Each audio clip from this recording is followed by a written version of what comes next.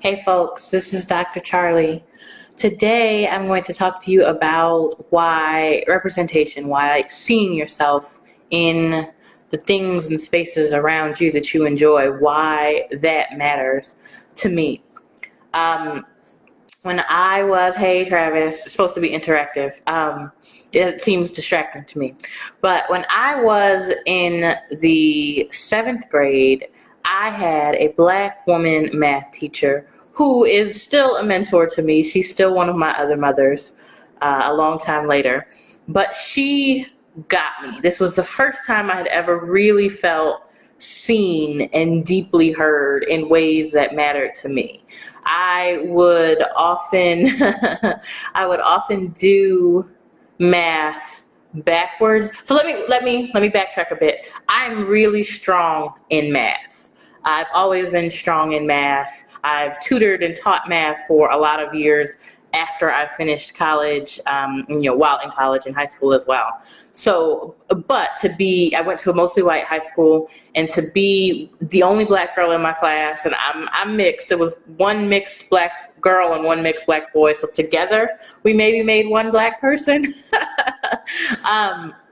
But my 7th grade math teacher, she saw me and she heard me, and I would do math backwards, and she said, yes, that's still right.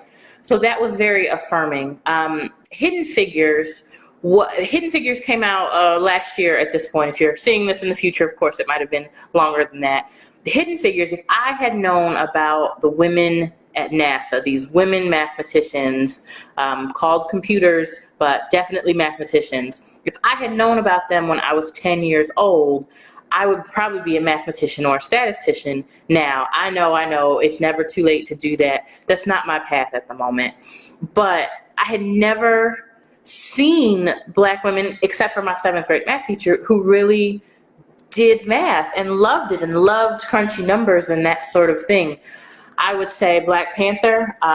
Black Panther is another huge change of pace for what Black people, what Black Africans in this particular case, even though some of the people are not actually one generation from Africa in that regard.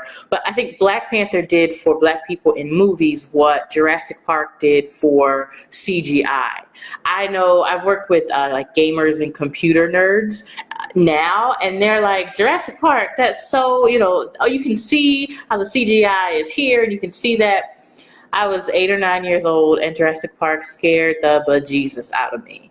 I used to love dinosaurs too. I used to love dinosaurs and science. And then I saw Jurassic Park, and I was so terrified that I kind of turned myself off from science, actually, except for math. So often math and science go together. For me, math is separate and science, they're two completely separate things for me. And even as a tutor, I would tutor physics. I would tutor the math part of physics and not the science part of physics. I didn't do hard sciences.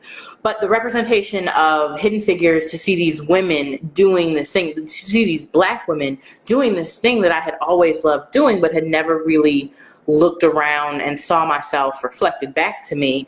Black Panther, A Wrinkle in Time also, I really like.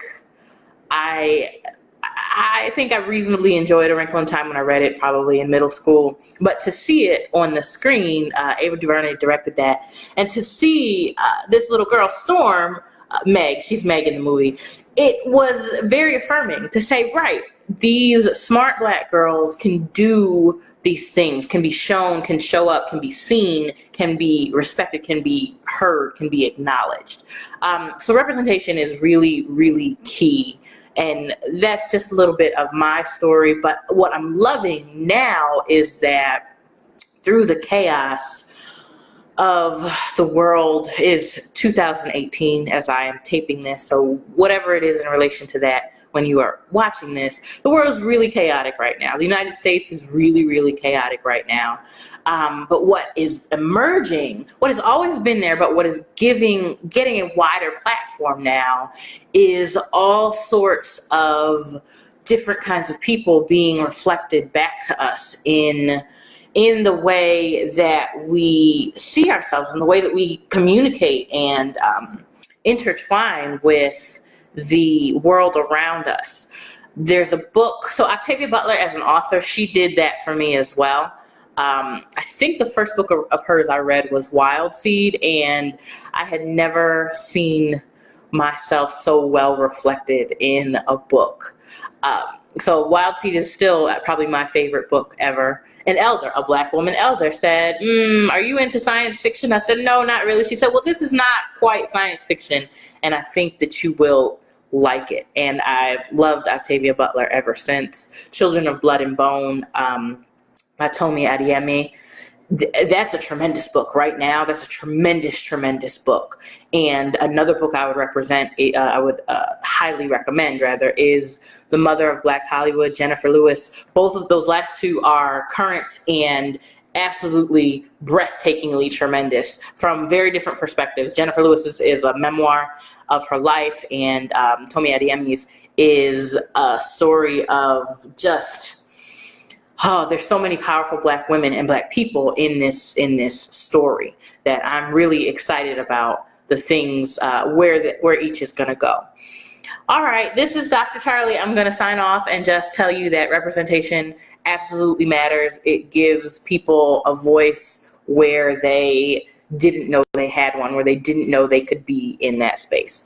All right, y'all, take good care, and I'll talk to you later. Peace.